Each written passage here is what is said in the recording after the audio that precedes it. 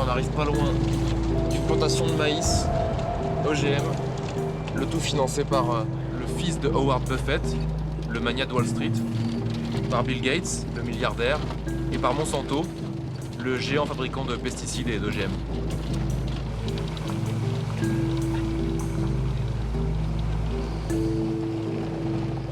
It's September 2018. I would never have imagined that this morning in Uganda would kickstart 3 years of my journalistic career.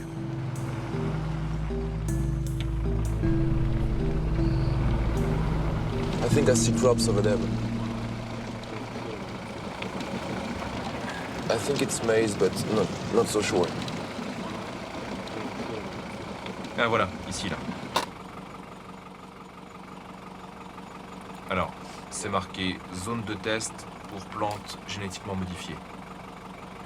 Et juste à côté, entrée interdite.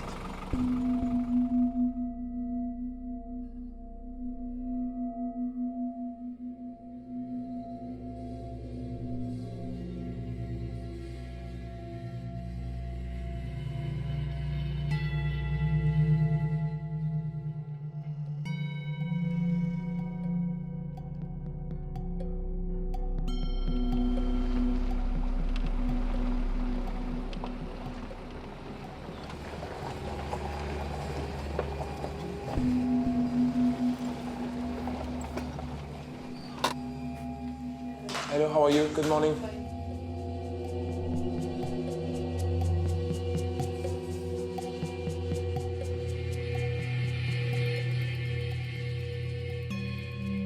I'm interested in American investment in Uganda, so I just wondered if we could snap 1 or 2 pictures of the test fields here. I think you need to see the director first.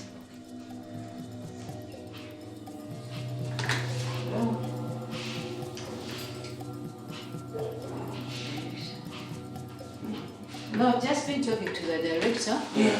He's not around. We can come in and just visit the place. No, for journalists, we have restrictions with journalists because you don't know what you can take, you don't know what you can cover. You know what is going on in Uganda. Yeah. It's kind of sensitive. Yeah. Okay. Thank you, madam. Thank you, have a good day. We asked for an official meeting several times before this happened. Il y a un mec de la sécurité qui a alerté pour qu'on nous prenne en chasse. A priori, on va se faire virer dans pas longtemps. Il nous cherche.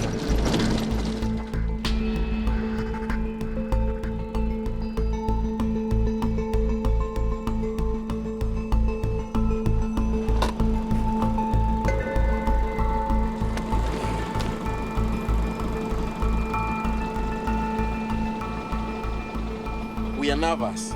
If Yes. someone comes in Yeah, without clear intentions, you see, we can lose lives innocent.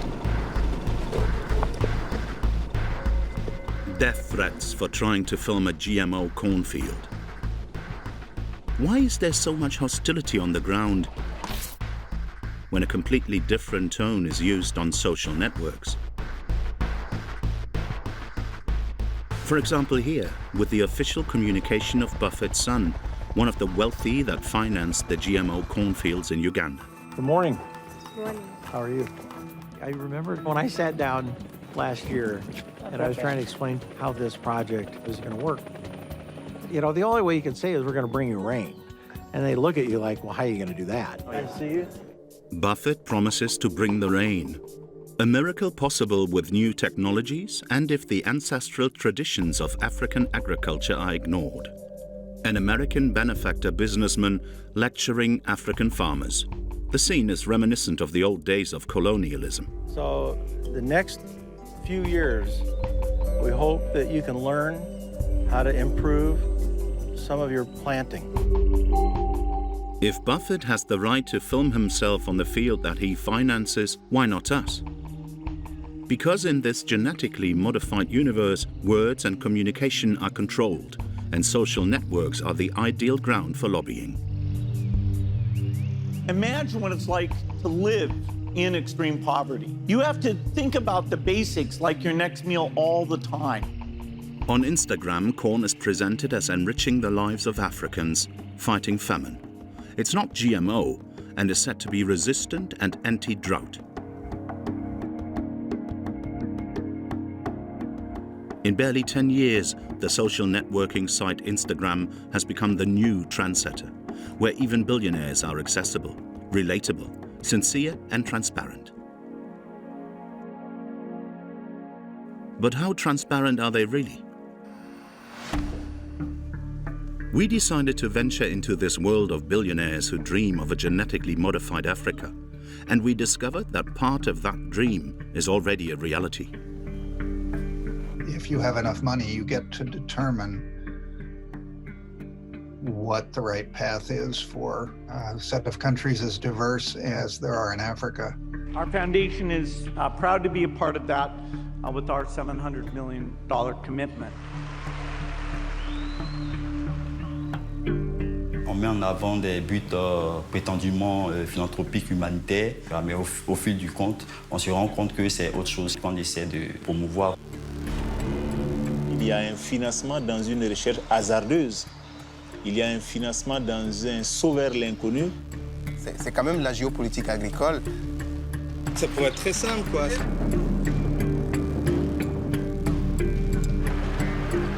To be honest with you, right now, I will not want to say anything. At the heart of this investigation lies the idea that private fortunes could achieve a miracle, save the world. A phenomenon that people were calling philanthrocapitalism. And it was an idea that you can essentially marry some of the ideas of corporate growth and corporate profit-making with the goals of philanthropy. And this is problematic. In the age of philanthropic capitalism, saving the world actually makes millions. To investigate these pro-GMO financial giants, we use the same tool they do, Instagram. We create our account and subscribe to theirs. On Instagram, there are those for genetic modification. You think genetically modified can help Africa? We need better tools. If you want to get there out there, be challenged, challenge the small-scale farmers to see that there are new opportunities, there are new tools that are coming in the marketplace. Fans, opponents, and even those who are fervently against GMOs. The supporters of 100% non-modified food, who denounce the risks of GMOs on our health and the environment. Darlene Kassem, an African Instagrammer with 24,000 followers, holds a special place in this minefield of opinion. She uses her image in her fight. Je suis Darlene Kassem. Il y a un an, j'ai créé une association environnementaliste. On était à 16 millions d'hectares en 1960 et aujourd'hui on est à moins de 2 millions d'hectares de forêt. C'est dramatique. This Ivorian woman calls herself an eco-feminist. The convergence between ecological and feminist struggles. La nature et la femme sont deux choses qui sont très exploitées dans notre société, mais qui ne sont pas reconnues à leur juste valeur.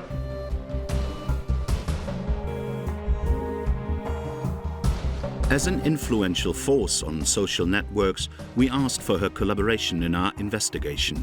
We invited her to accompany us to the scene of the crimes, to entrust her with our Instagram account, and to help unravel the threads of an ongoing plot on her continent. GMO started in the early 90s in the United States. It was the golden age of Monsanto, the powerhouse of genetically modified products. At the turn of the millennium, it spread to South America, conquering Argentina and then Brazil. At the same time, Europe was skeptical. They adopted precaution. Genetically modified crops were very limited or even prohibited.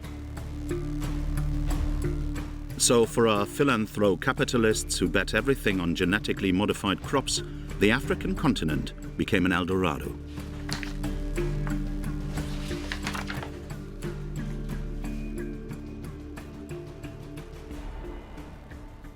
C'est seulement 3% des surfaces cultivées, par exemple en Afrique, qui sont des surfaces OGM, donc à peu près 4 millions d'hectares, alors qu'on est à 60-70 millions en Amérique latine.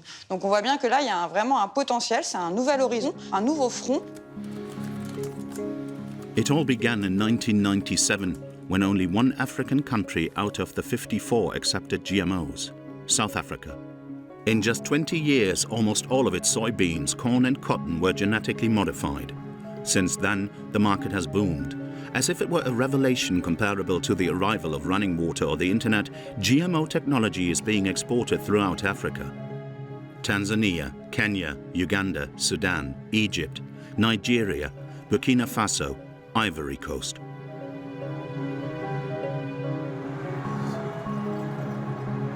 We land in Abidjan, the economic capital of Ivory Coast. Here, a major change, the arrival of GMOs, is taking place without the people concerned being aware of it.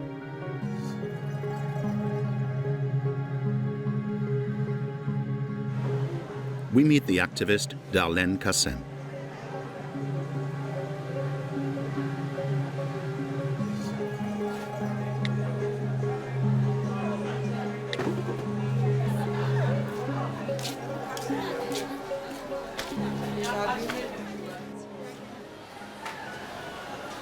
Dans ce genre de marché, inutile de demander aux vendeurs si leur produit est sans OGM ou non. Mais c'est les OGM. Les OGM, je ne comprends pas ça. Quel OGM, OGM. OGM. OGM. OGM, je ne connais pas. Merci. Bref, les OGM, les légumes et les fruits transgéniques, on ne connaît pas. Activists know that the threat is imminent and traditional African agriculture is in danger. Notre agriculture, c'est une agriculture moins intensive, pratiquée par des agriculteurs qui utilisent essentiellement des outils rudimentaires. Mais ce qu'il faut retenir en gros, c'est que ça reste encore une agriculture nourricière, une agriculture juste, une agriculture qui est à visage humain. Bien évidemment, cette forme, elle est menacée.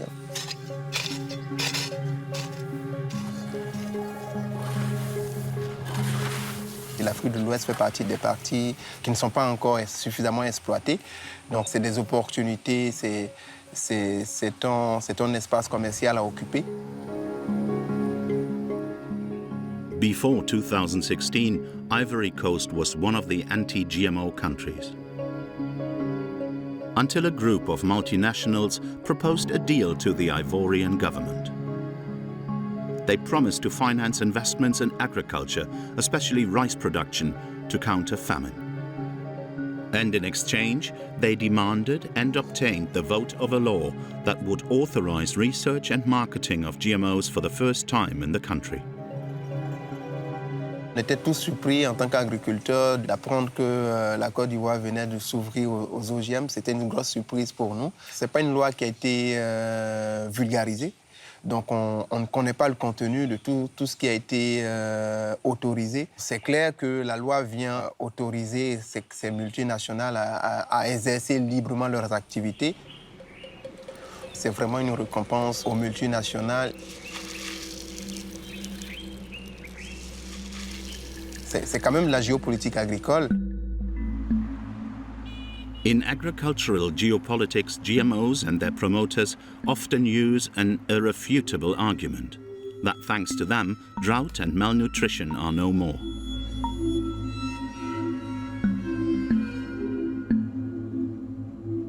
You can put a gene in that prevents the plant from getting disease. And so a disease that's wiping out the crops of poor people and causing tens of thousands to starve, you can get rid of that. Among these wealthy tycoons that promote GMOs, one man stands out, Bill Gates. The former boss of Microsoft, now a humanitarian, sees himself as the Christopher Columbus of GMOs.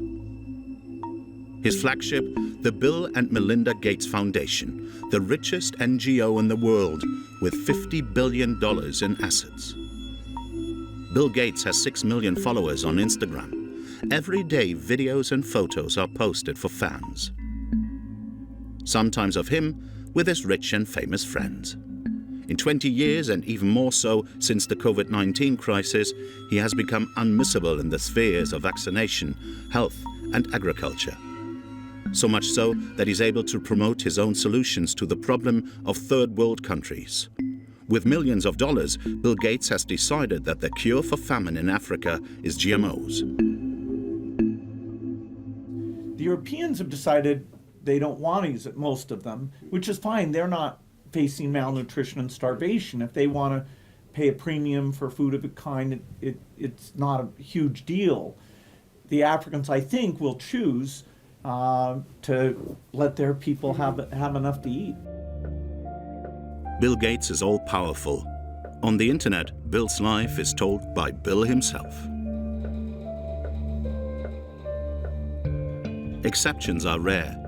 Lindsay McGoy is one of the few on the planet who has dared to investigate the Gates Foundation. But she was never allowed to interview the world's most famous philanthropist. I think the Gates Foundation decides which media and which journalists it wishes to engage with, so they pick and choose organizations that they think will represent them in a positive light. There's no onus on it, no legal necessity for it to respond to different media inquiries or from questions from the general public. You have to decide what's important in the world. I will look at energy, climate change, and disease eradication. There is one word that the authorized hagiographies of St. Bill Gates never mention, and yet it is a crucial one: philanthrocapitalism. And it was an idea that you can essentially marry some of the ideas of corporate growth and corporate profit-making with the goals of philanthropy. And this is problematic because it's leading people to think that tech billionaires will somehow save us, when actually they won't, they aren't, and some of their practices actually compound the very problems of environmental degradation. Bill Gates has found a new environmental emergency: eradicating the diseases that ravage African cassava, which he himself calls the most interesting vegetable in the world. By what miracle? The miracle of technology, as always.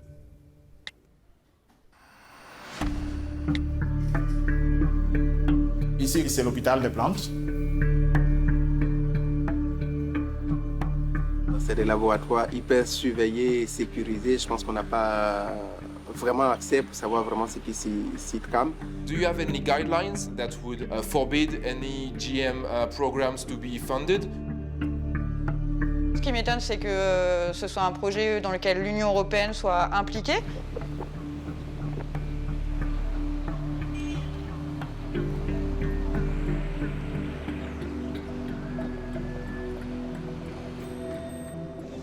Abidjan, the world capital of Attiéké. Semolina obtained by grating cassava.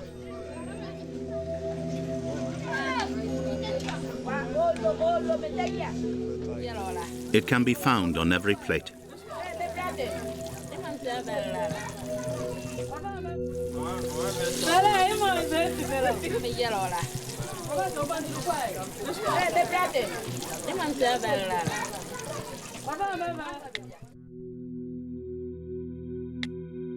L'attiéké, c'est simple, c'est pas cher et c'est fait à base de manioc. Pendant l'épidémie de Covid, en Europe, vous faisiez des réserves de pâtes. Eh bien, nous, ici, on faisait des réserves de manioc. Cassava, the world's most interesting vegetable. Gates paid $15 million to have it analyzed down to the last cell, in a laboratory near Abidjan. During our investigation, this research center caught our attention as it remains rather vague about the content of their work.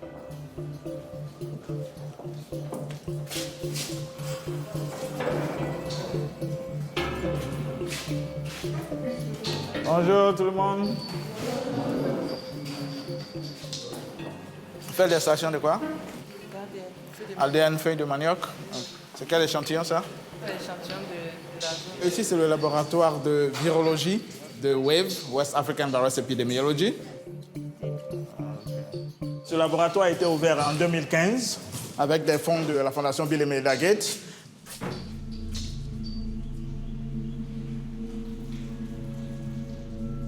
This program, named WAVE, of course has an Instagram account that's well maintained. We can see its generous donor here, and his scientists at work collaborating between the fields of 10 African countries in search of a remedy that will save cassava from any threat, parasite, drought or virus. Ici, c'est l'hôpital des plantes. À partir d'une cellule qu'on ne voit pas à l'œil nu, on peut générer une plante tout entière, identique à la plante d'origine, mais sans pathogène. To save cassava, what does Dr. Gates have his teams do? Il faut se préparer pour l'avenir. Il y a des technologies qui sont développées dans les laboratoires très avancés. Il faut que nous puissions les transférer ici.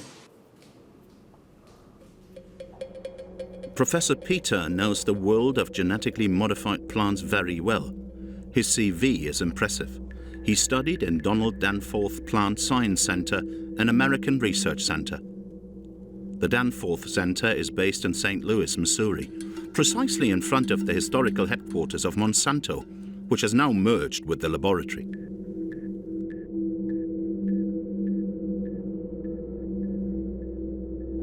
J'ai fini ma thèse là-bas et je gardais toujours les attaches avec le Donald Danforth Plant Science Center. Justement, ce centre, il est souvent critiqué parce qu'il est financé par Monsanto, que du coup, c'est un centre qui promeut les OGM et la recherche. Monsanto était juste la rue d'en face. Et vous savez, entre chercheurs, on aime bien discuter, communiquer, comprendre ce qui se passe. Donc, nous avions des collaborations vraiment scientifiques. Donc, vraiment, ce financement de Danforth par Monsanto, bon, je ne m'y connais pas. Bon, je ne pourrais pas vraiment parler de ce que je ne sais pas. We traced the funding that he claims to not know anything about. A study co-authored by Dr. Peter himself and a Bayer Monsanto employee. In 2004, the two researchers wrote that they had manipulated a component of a cassava gene to make it more resistant to pests. Their technique? Gene silencing. Est-ce que vous êtes en train de préparer l'arrivée d'un manioc OGM en Afrique de l'Ouest? Je réponds non, qu'il n'y a pas d'OGM ici. Je serai pour les plantes transgéniques à condition que les conditions soient réunies et qu'il y ait vraiment un besoin. Actuellement, le besoin, il n'est pas là. Mais il faut être préparé. Il faut être préparé à tout. One of the rooms in this laboratory has a rather controversial name. Donc en fait, ça c'est la salle dont je parlais pour l'amélioration génétique. Et très très rapidement, d'ici 6 mois, tout cela sera opérationnel. D'ici à 6 mois, dans cette salle, vous commencerez à faire du genetic improvement, de l'amélioration génétique? Non, pas vraiment. Nous allons apprendre les techniques. C'est différent. Et nous préparer en même temps à acquérir les nouvelles technologies telles que le CRISPR, toutes ces nouvelles technologies, lorsque nous serons vraiment prêts à les recevoir. Mentioning these new techniques makes the professor uncomfortable. CRISPR, for example, is a recent genetic manipulation technology, new generation GMOs.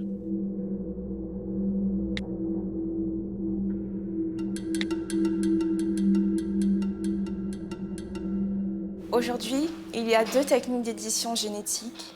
On les appelle parfois les nouveaux OGM. La première, les ciseaux CRISPR.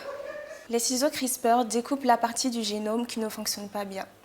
Sauf que c'est pas comme avec les cheveux. Quand c'est coupé, ça ne repousse pas, c'est définitif. Et en plus, on ne sait pas encore quelles conséquences durables tout ça aura sur la plante. La deuxième technique, le gene silencing. Cette fois-ci, pas de coup de ciseau. Pour ne plus voir cette partie qui pose problème, on va la modifier avec de l'artificiel pour camoufler quoi. To artificially modify the plant, it is not just a wig. It is a true internal transformation called mutagenesis.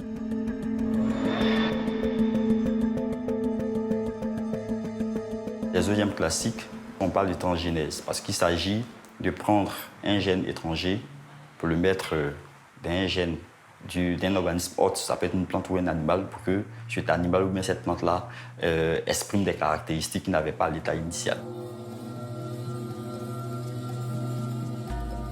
Mais dans le cas, par exemple, des nouvelles technologies d'OGM, les modifications se font à l'intérieur de la plante. Donc, il n'y a plus de transplantation. Donc, les promoteurs des OGM disent qu'on ne peut pas parler d'OGM dans ce cas, puisqu'il n'y a pas eu de transfert de gènes extraterrestres. Mais nous disons que c'est le même principe. Il y a une décision de la Cour européenne, la Haute Cour de justice, qui est allée dans ce sens et qui a estimé que les organismes issus de la mutagénèse dirigée étaient aussi des OGM. Court ruling, July 25th, 2018. Organisms resulting from mutagenesis techniques must be considered as falling under the concept of GMOs.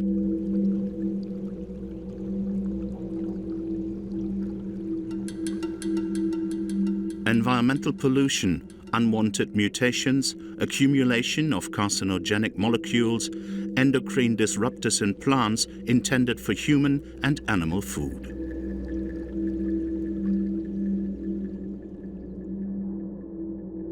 The European Court of Justice says no to mutagenesis, so in theory, Europe should say no to the WAVE program.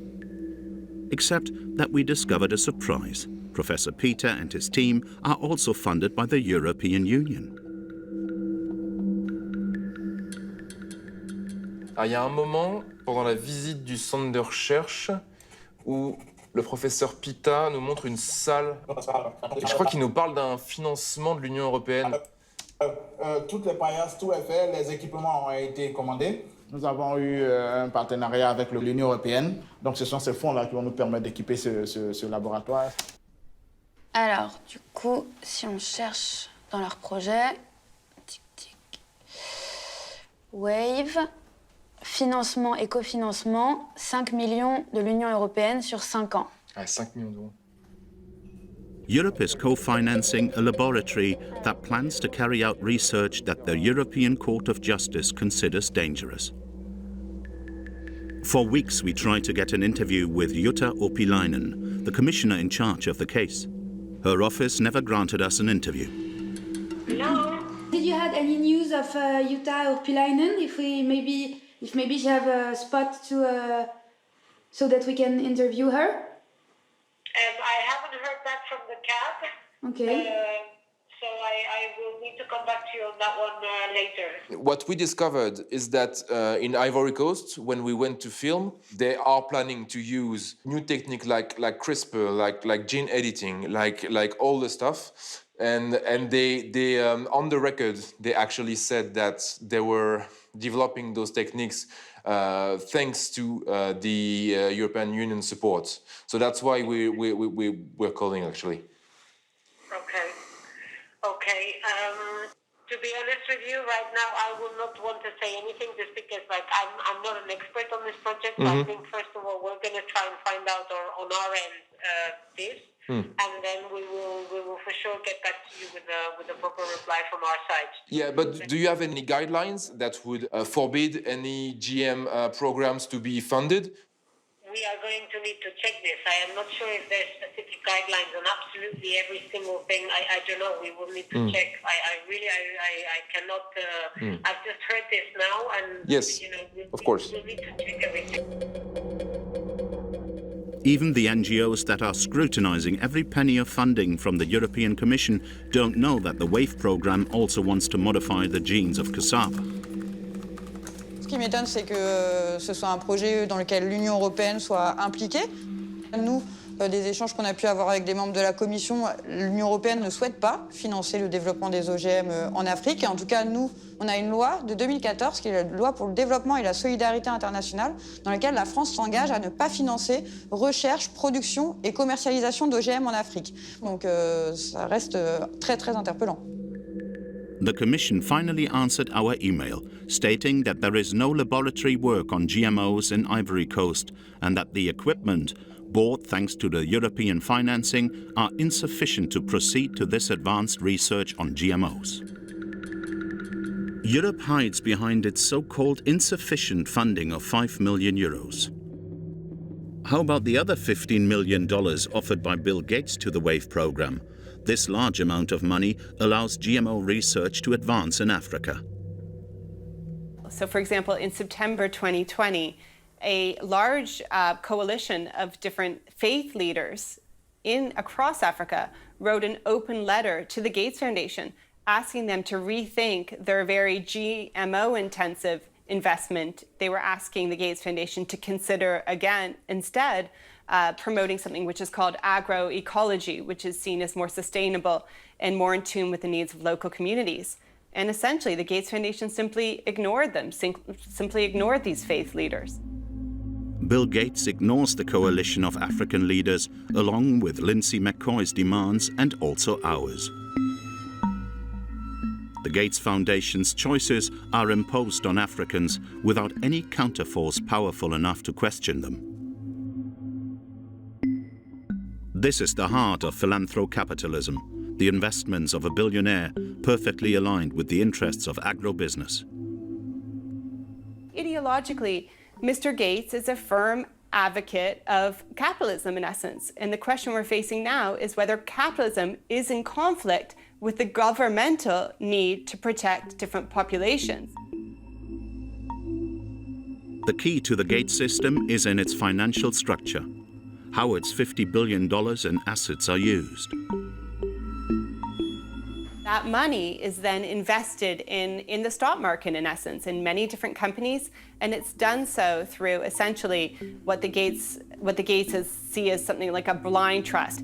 The cash that the Gates Foundation invests, for example, in Africa, comes from dividends received as a shareholder in a whole bunch of companies. Yes, and that's how most foundation endowments work. They're dividends that come back into it's not just dividends, how the portfolio is invested, your capital is lent to those companies, in essence, in order to own shares. So these endowments own portions of different companies. In the list of investments and therefore profits of the Gates Foundation, we find industrial giants.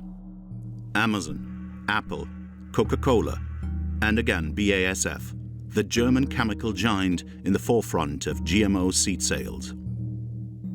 The Gates Foundation holds over $7 million worth of shares. Amazon's profits? Part of it goes to the Gates Foundation. Coca-Cola's profits? Some of it also goes to the Gates Foundation.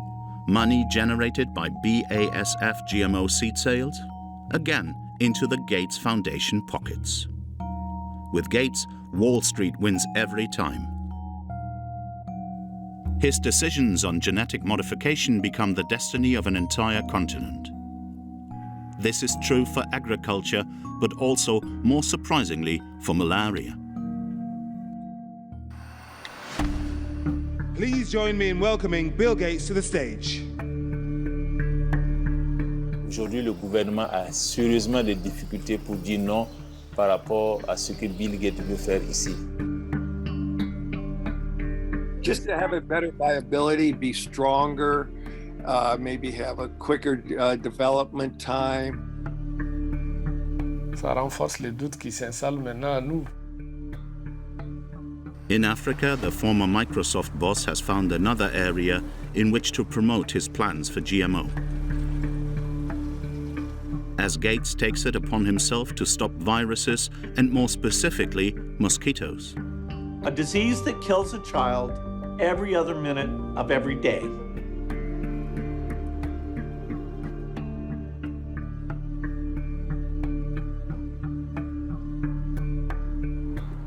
In this field, Bill Gates and his foundation have the power of a state behind them, as shown here in Lyon in October 2019.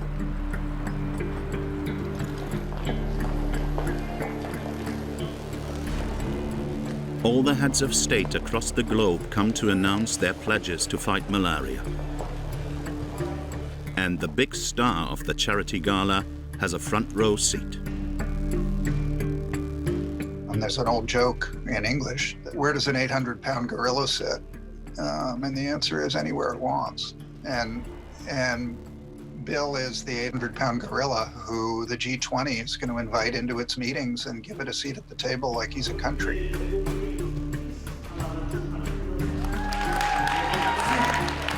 You know, it's the really dangerous side of philanthrocapitalism, right? That if you have enough money, you get to determine what the right path is for a set of countries as diverse as there are in Africa. Je veux vraiment remercier Bill Gates et sa fondation parce qu'il est aussi au rendez-vous. Il a été au rendez-vous historiquement et il est au rendez-vous à nos côtés de l'augmentation.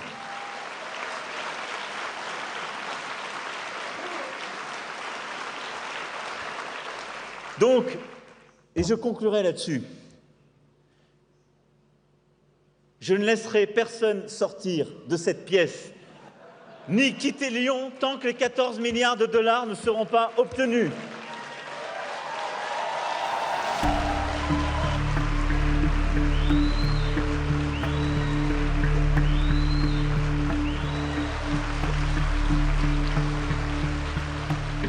Generous donors will be invited to announce their commitment to the Global Fund for the next 3 years. The European Union will contribute 550 million euros. £1.4 billion pledge. $840 million. $930.4 million Canadian dollars. $1 million de dollars américains. 6 millions de dollars américains. $6 million US dollars. $1.5 million US dollars. $12 million US dollars. $1 million de dollars américains. $1 million de dollars américains. We are a few steps away from Bill Gates with 1,000 questions to ask. But in his perfect world, everything is planned, and we are not on today's agenda. Please join me in welcoming Bill Gates to the stage.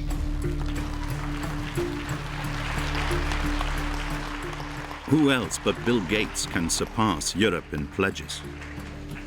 Everybody here has really stepped up, a lot of generosity, and although we don't know the exact total yet, there's no doubt that we've made a significant increase. Our foundation is proud to be a part of that with our $700 million commitment.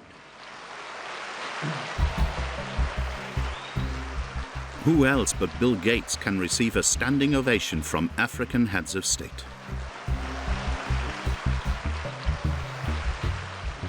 We were working on a new generation of nets, and we have now today the Interceptor G2 right here, and these are new, but even in the next year, they'll be going out by the millions. These net figures that Bill Gates is so proud of are signed by BASF, one of the companies that his foundation is a shareholder in. Our foundation has been working with BASF and MedAccess. With his power, the Gates Foundation can offer mosquito nets to fight malaria in the most remote villages of Africa, as here in Ivory Coast. Donc, essayez d'utiliser la moustique imprégnée et bien utilisée pour éviter la piqûre des moustiques, qui évitera le paludisme.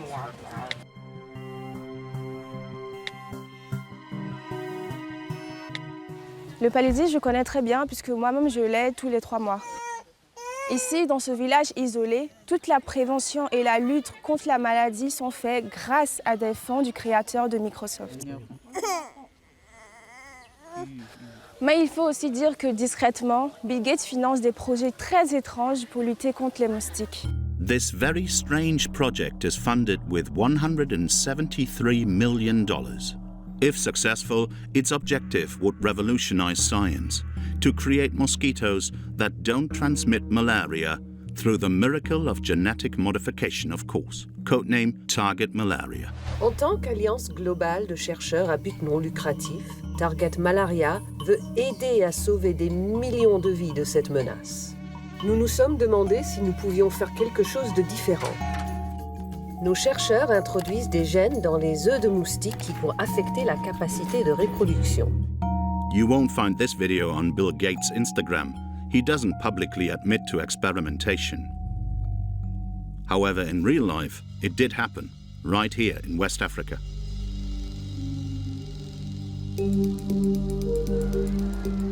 We land in Burkina Faso, a country under threat from armed jihadist groups. But upon arrival, another threat looms over our investigation. This presidential decree, issued in 2018, strictly limits transparency surrounding GMO projects in the country due to state security and business confidentiality.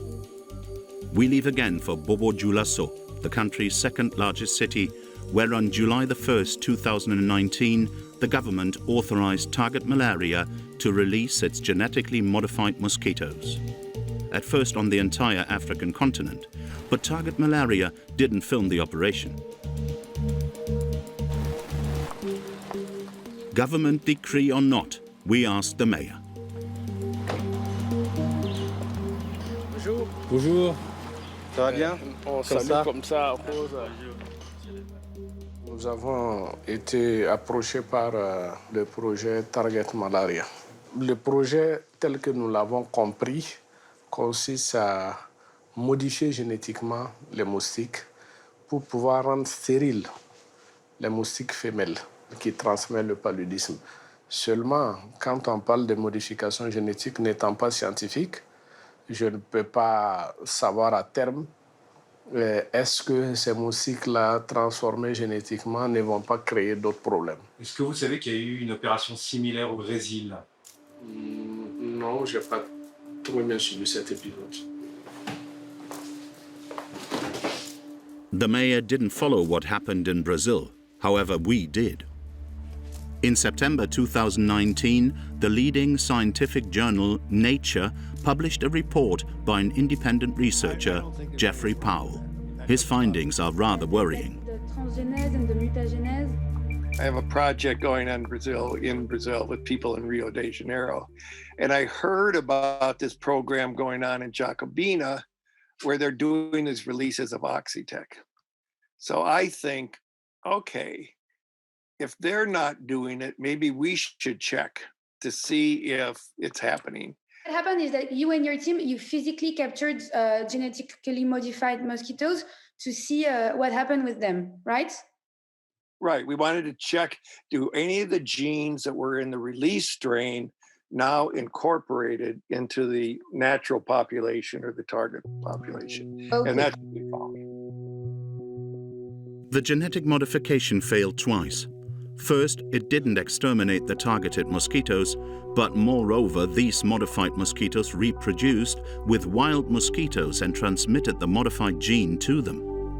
For Jeffrey Powell, all the mosquitoes in the area could become more robust. So my question is that they could have been more robust to what? Insects? Just to have a better viability, be stronger, maybe have a quicker development time. These are all things which you can find when you make hybrids. Sometimes they can develop faster, they become larger, they live longer, they're more fertile. That's what I'm thinking. Whether the Brazil and Target Malaria projects were funded by the same benefactors or not, the similarity between the projects is undeniable. Will the mosquitoes in Burkina Faso one day mutate too? No one in Burkina had considered this possibility until we showed Jeffrey Powell's study to the mayor of Bobo Dioulasso. On va appeler les gars de Target. Oui, monsieur Meda? Oui. Bonjour. Bonjour. On the phone, the Target Malaria communication officer. Est-ce que l'information est fondée sur le Brésil? C'est de là au Brésil, comment ça s'est passé? L'information, vraiment, je crois qu'on peut se rencontrer. Parfait, ça marche. Bon, mais il dit que lui ne sait pas comment ça s'est passé. C'est ça qui m'inquiète maintenant parce que si c'est le même projet et que lui qui maîtrise bien le domaine, il n'est pas informé, bon, moi, ça renforce les doutes qui s'installent maintenant à nous parce que la moindre des choses, c'est de suivre. Parce que je n'ai pas envie que la population de Bana soit des cobayes. Ça, je ne suis pas prêt à accepter. Si effectivement c'est le même projet, je crois que c'est révoltant. A European camera in the offices of the mayor and the people in charge of the program arrive. Bonjour monsieur. Bonjour. Je suis journaliste pour la chaîne Arte. Et on est venu voir un petit peu ce qui se passait sur Target Malaria, voilà. D'accord, il n'y a pas de souci. Je n'ai pas habilité à parler à la presse. Vous n'êtes pas habilité à parler à la presse? Oui, voilà. Oui, mais là, c'est des questions qui se posent. C'est des questions, oui. Sur les moustiques, tout le monde se pose les mêmes questions. Oui, si, mais bon. Au Brésil aussi, vous voyez, c'est... Voilà. En fait, j'aimerais bien se rassurer. D'accord, voilà. Vous voulez discuter entre vous. We were supposed to film the entire meeting, but we've been asked to leave.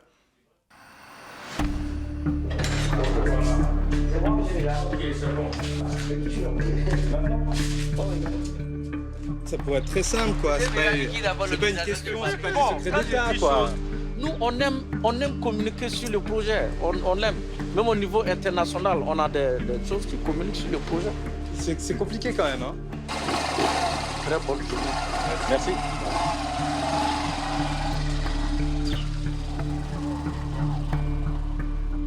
A few months later, Target Malaria tells us that gene transfer from modified mosquitoes to wild mosquitoes is indeed possible and that it would not pose any risk. We tried to question the National Biosafety Agency, which has authorized Target Malaria to release its GMO mosquitoes. For any answer to the famous presidential decree and its Article 9, our questions infringe on the confidentiality of commercial information and even on public safety.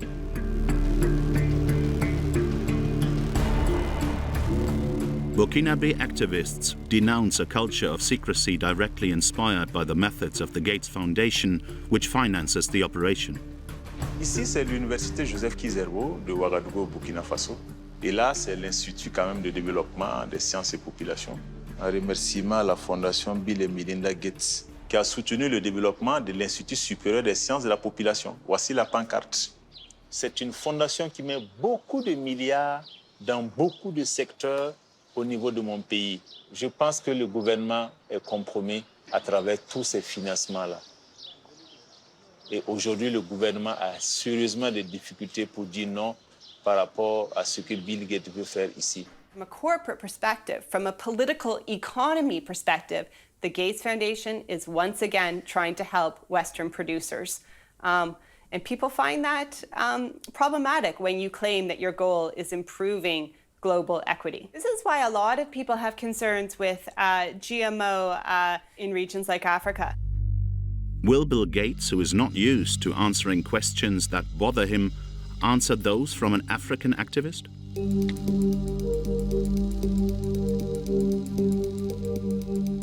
Dear Mr. Gates, my name is Darlene Kassem.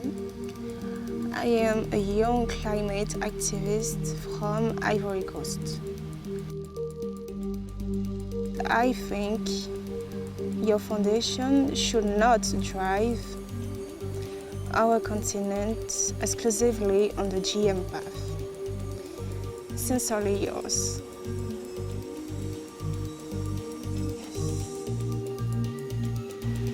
Wow.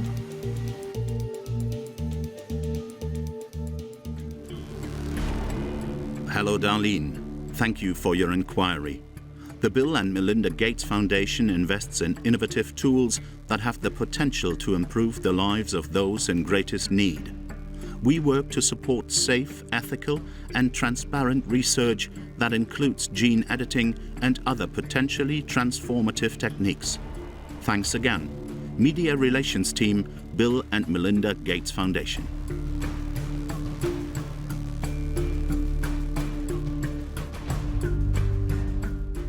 The potentially revolutionary techniques of the Bill and Melinda Gates Foundation are protected by their financial power, even in the face of the United Nations.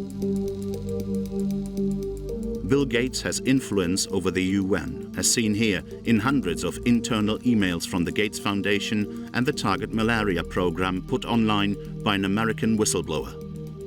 We discover that the Gates Foundation paid $1.6 million for a lobbying agency to influence a group of UN scientists. Its goal, to make these experts accept the mosquito mutation technique. The operation was successful, as seen in this email. The people in charge of the program write that the UN has not decided on the banning of this technique, which is very positive. La réunion de l'ONU s'est terminée le 17 décembre et n'a pas décidé d'imposer une interdiction du forçage génétique. C'est très positif pour nous. So no one, not even the UN regulatory agencies, can stop the American giant's experiments. No one can question Bill Gates.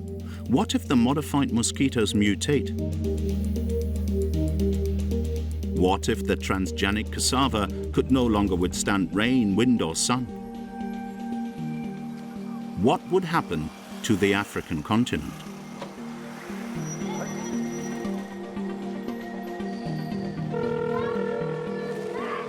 These are crucial questions to ask the United Nations organization. Hi, are you in charge of talking to the media? Yeah. Good.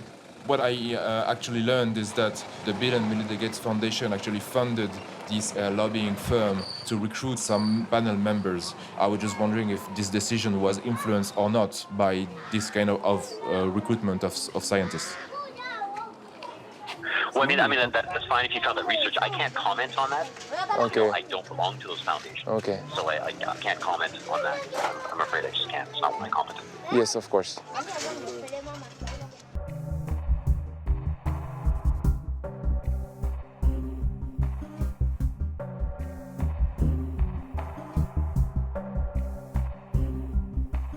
Mr. Gates, once you've seen this film, please know that our Instagram account remains open to all your responses.